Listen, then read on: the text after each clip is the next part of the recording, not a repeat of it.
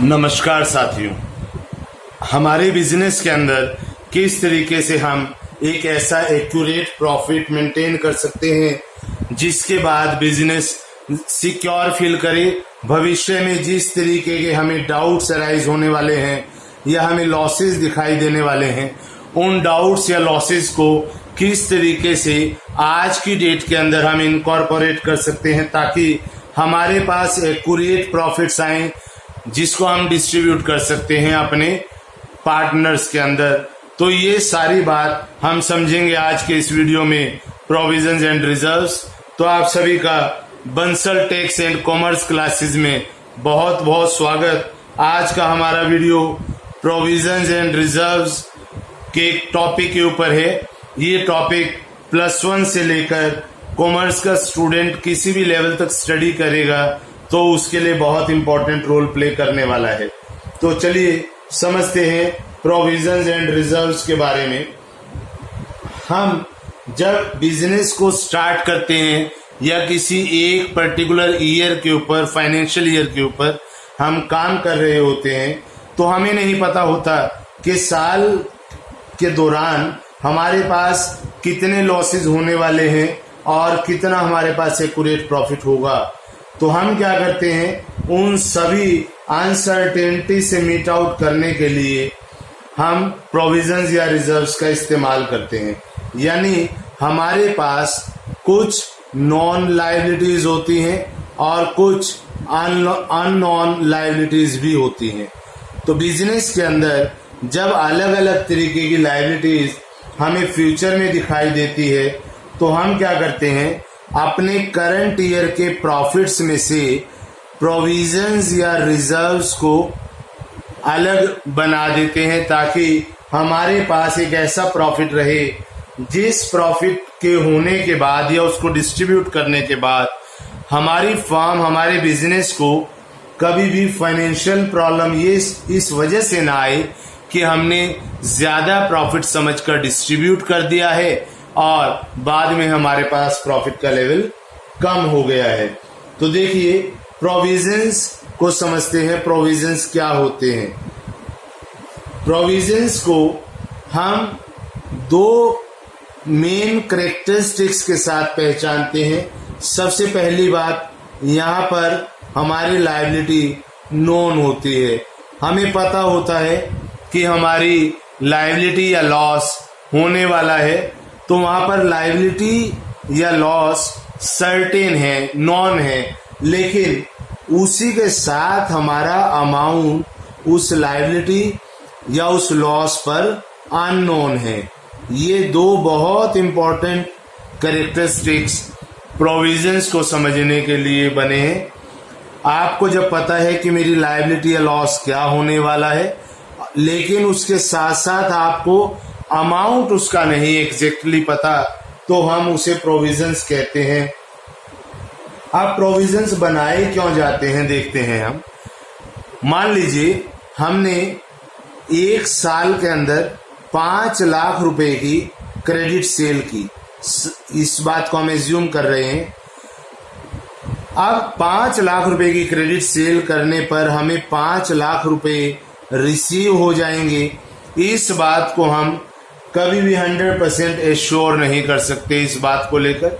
अब होता क्या है प्रैक्टिकली वो समझते हैं। मान लीजिए हमने एक कस्टमर को गुड्स सेल की और उसकी वैल्यू बनती है 15,010 रुपीज। अब ये जो 15,010 रुपीज है, जब ये कस्टमर हमें कैश लौटाने के लिए आएगा तो ये हमें 15,000 या उससे कम अमाउंट पे करता है। तो जब इसने हमें 15,000 रुपये पे किया और ये 10 रुपये हमें पे नहीं करता, इस तरीके से हमारे टोटल क्रेडिट सेल के बेसिस पर जो डेटर्स बनते हैं 5 लाख रुपीस के, ये डेटर हमारे टोटल कैश में कन्वर्ट नहीं हो पाते। या कई बार हमारे पास ऐसा भी होता है कि एट एन एवरेज मुझे पता है कि 5 लाख में से मान लीजिए 10,000, 15,000 बैड डेट्स बन जाते हैं। ऐसे डेटर जो हमें पैसा नहीं देते, उसके पीछे कोई भी कारण हो, वो पैसा 10,000 या 15,000 रुपया हमारा बैड डेट्स बन जाता है। लेकिन जब वो पैसे नहीं आते तब हम उसे बैड डेट्स कह सकते हैं। पर आज अगर मुझे डाउट है तो मैं आज उस डाउट के लिए क्या शब्द इस्तेमाल करूंगा? Doubtful debts. अब देखिए, मैंने यहाँ पर बैड डेट्स वर्ड यूज नहीं किया, डाउटफुल डेट्स यूज किया है। अब डाउटफुल डेट मुझे लग रहा है कि इतना नुकसान होगा किसी भी तरीके से जो आपको बताया गया है, तो मैं इसके लिए यहाँ पर एक प्रोविजन बना लेता हूँ, प्रोविजन फॉर डाउटफुल डेट्स। अब ये जो प्रोविजन फॉर डाउटफुल डेट्स है, मान लीजिए मैंने 5 लाख रुपए के डेटर्स के ऊपर 2% का प्रोविजन बनाया। और ये बनाया कैसे, ये परसेंटेज कहाँ से आई?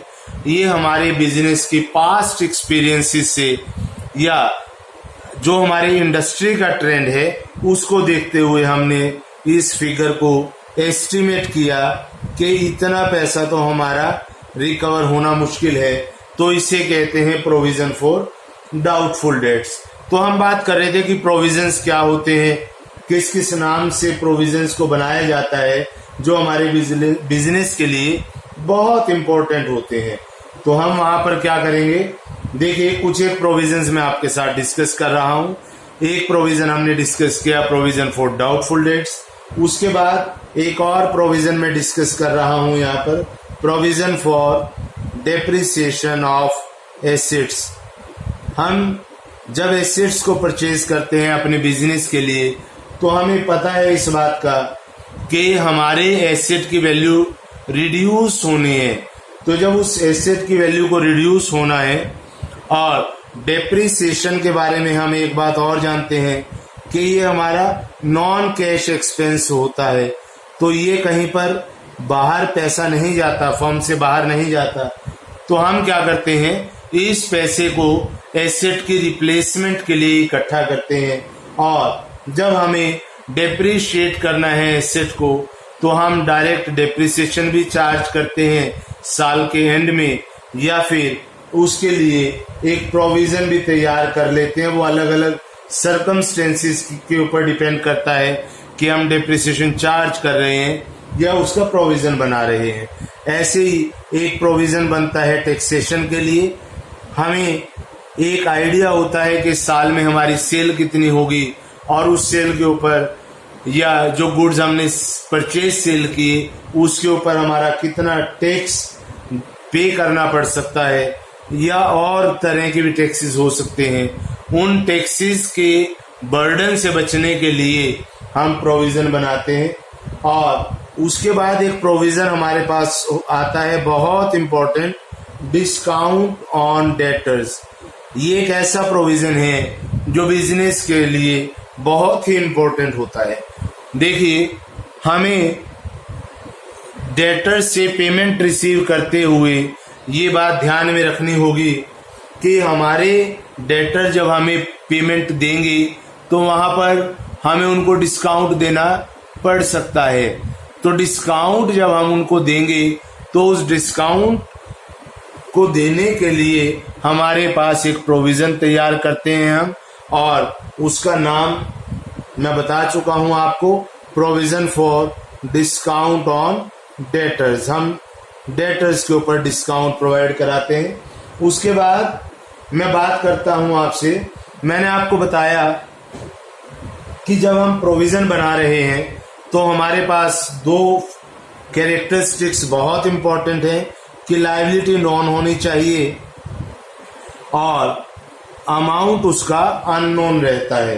तो जब हम प्रोविजन बनाते हैं, प्रोविजन के केस में एक बात बहुत इंपॉर्टेंट कि ये प्रोविजन चार्ज अगेंस्ट प्रॉफिट कहलाता है।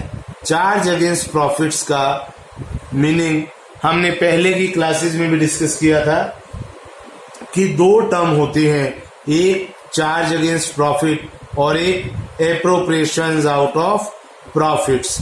तो चार्ज अगेंस्ट प्रॉफिट का मतलब हमारे पास प्रॉफिट हो या लॉस, ये चार्ज हमें, यानी चार्ज अगेंस्ट प्रॉफिट के अंदर हमें ये एक्सपेंस, ये लॉस बियर करना ही होगा। हम ये कह के मना नहीं कर सकते कि हमारे पास प्रॉफिट नहीं है, लेकिन एप्रोप्रिएशंस के केस में सिर्फ प्रॉफिट होंगे तभी हम प्रॉफिट को एप्रोप्रिएशन कर पाएंगे, यानी पार्टनर्स को अलग अलग फॉर्म्स में दे पाएंगे, अदरवाइज ये पे नहीं किया जाएगा। इस बात को और अच्छे से समझते हैं। मान लीजिए मैंने यानी फर्म ने सपोज लोन लिया है बैंक से 2 लाख का लोन 10% के हिसाब से, तो इसका इंटरेस्ट यहाँ पर बनता है 20,000 लेट अस सपोज। ये 20,000 का इंटरेस्ट हमारे पास प्रॉफिट हो या लॉस हमें ये देना ही होगा। हम बैंक को ये कहकर कभी भी मना नहीं कर सकते कि हमारे पास इस बार लॉस है और आप हमसे इंटरेस्ट ना लें। तो ये चार्ज अगेंस्ट प्रॉफिट और एप्रोप्रिएशन आउट ऑफ प्रॉफिट में डिफरेंस। उसके बाद अब हम बात करते हैं रिजर्व्स की। अब रिजर्व्स क्या होता है, देखिए बहुत इंपॉर्टेंट टर्मिनोलॉजी है ये हमारे बिजनेस के लिए। प्रोविजंस हम जब बनाते हैं तो हमारी लायबिलिटी नोन होती है, लेकिन जब हम रिजर्व की बात करते हैं तब हमारी लायबिलिटी अननोन होती है। रिजर्व्स के केस में अननोन लायबिलिटी के लिए आप इसको बनाते हैं। इसका क्या मतलब हुआ वो समझते हैं। जैसे हमारे घर में छोटे छोटे बच्चे क्या करते हैं, अपने घर के अंदर एक पिगी बैंक बना लेते हैं, गुल्लक बना लेते हैं और उस पैसे को, थोड़े थोड़े पैसे को उसके अंदर डिपॉजिट करते हैं, ताकि जब उनकी बर्थडे पार्टी आ सके या किसी तरीके का उनको ऐसा एक्सपेंस करना हो, जब पेरेंट्स उस एक्सपेंसेस के ऊपर ज्यादा से एग्री ना हो पाए, तो उस समय वो अपने पेरेंट्स को एक प्रपोजल दे सकते हैं कि हम इस एक्सपेंसेस के लिए अपने पिगी बैंक को या अपने गुल्लक को इस्तेमाल कर लेंगे।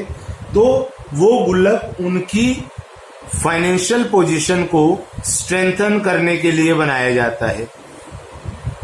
तो इसी तरीके से हम रिजर्व बनाते हैं और अपने प्रॉफिट्स को डिस्ट्रीब्यूट ना करके, या ये कहें कि कंप्लीटली डिस्ट्रीब्यूट ना करके, हम उसको अलग से रख लेते हैं। कुछ पार्ट को डिस्ट्रीब्यूट कर देते हैं और कुछ पार्ट को अपने पास रिटेन करते हैं बिजनेस के अंदर।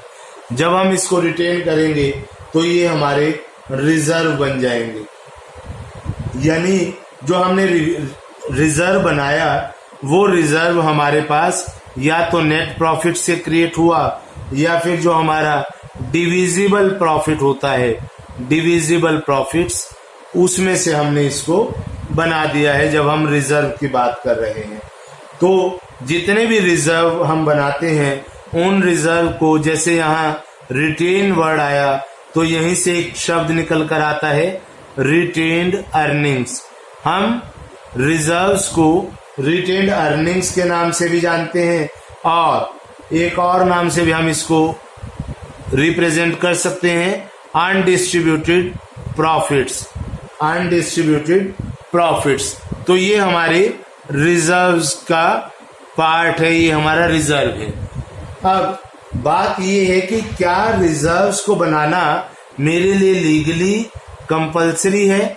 तो रिजर्व को बनाना लीगली कहीं से भी कंपलसरी नहीं होता। ये हमारी फाइनेंशियल पोजीशन को स्ट्रेंथन करने के लिए बनाया जाता है, तो हमारे लिए कोई ज़रूरत नहीं कि हम इसको बनाएं। और ये मैं आपको बता चुका हूँ कि ये यहाँ पर लायबिलिटी अननोन होती है, अननोन लायबिलिटी के लिए बनाया जाता है। और उसके बाद एक बहुत इम्पोर्टेंट बात कि जब हम रिजर्व का पैसा, जो हमने रिजर्व बना लिया, पैसा अलग से रख लिया है किसी भी कंटिजेंसी को मीट आउट करने के लिए, जब हम उस पैसे को फर्दर कहीं और इन्वेस्ट कर देते हैं, मतलब आउटसाइड सिक्योरिटीज में जब हम उसको इन्वेस्ट करते हैं, तो उस पैसे को कहा जाता है रिजर्व फंड। जो ये पैसा हमने अलग से इन्वेस्ट कर दिया है, आउटसाइड सिक्योरिटीज में इन्वेस्ट हो गया है, इसे कहा जाएगा रिजर्व फंड। अब ये जब हमने रिजर्व बना लिया है तो अब हम इस रिजर्व को अपने कंटिजेंसीज के लिए इस्तेमाल कर सकते हैं। अब बात आती है कि हमने प्रोविजन और रिजर्व को तो समझा, फर्दर इसकी टाइप्स को भी डिस्कस करेंगे, लेकिन पहले बेसिकली क्या क्या डिफरेंस हमने इसमें देखे उस बात को स्टडी करेंगे हम, प्रोविजन और रिजर्व। प्रोविजन के अंदर मैंने आपको बताया कि यहाँ पर नॉन लायबिलिटी होती है, लेकिन रिजर्व के केस में ऐसा नहीं है, यहाँ पर अननोन लायबिलिटी के लिए भी बनाया जाता है। जब बात लीगैलिटी की कर रहे थे हम, तो यहाँ पर लीगली बनाना जरूरी है और यहाँ पर लीगली बनाना जरूरी नहीं होता।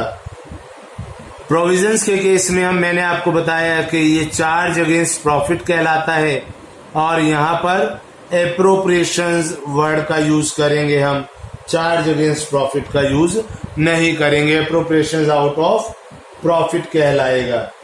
अब उसके बाद एक बहुत इंपॉर्टेंट बात, जब आप प्रोविजन बनाते हैं, प्रोविजन बनाते हुए आपको प्रॉफिट एंड लॉस के अंदर ही उसको डेबिट करना होता है, लेकिन जब आप रिजर्व बनाएंगे तो यहाँ पर प्रॉफिट एंड लॉस को डेबिट नहीं किया जाएगा और क्या करेंगे आप इसको बनाएंगे profit and loss appropriation account के माध्यम से।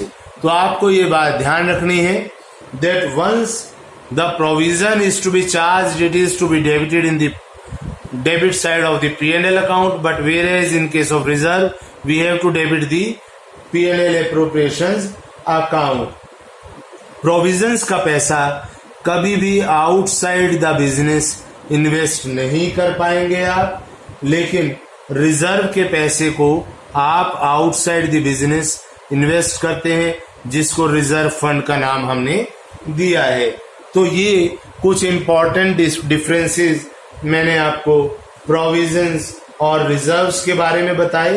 नेक्स्ट वीडियो में हम रिजर्व्स के फर्दर टाइप्स क्या होते हैं और किस तरीके से वो हमारे बिजनेस के अंदर एक अच्छा कंट्रीब्यूशन देंगे, और प्रोविजन एंड रिजर्व्स को डिटेल में स्टडी करने के बाद जो हमारा नेक्स्ट चैप्टर होगा वो चैप्टर हमारा डेप्रिसिएशन होगा। और डेप्रिसिएशन करवाने से पहले मैं आपको प्रोविजन एंड रिजर्व की डिटेल नॉलेज देना चाहता हूं, ताकि आप सभी को बहुत अच्छे तरीके से समझ में आ सके कि डेप्रिसिएशन में जब बार बार हम प्रोविजन वर्ड का यूज करेंगे तो वो प्रोविजन कैसे रोल प्ले करेगा, वो सब आपको वहां पर समझ आने वाला है। So till the next video comes, be in touch. If any doubt is there, then you can put the same doubt in the comment box and definitely you will get the logical resolution of the same query, same doubt. Till that time, take care. Bye.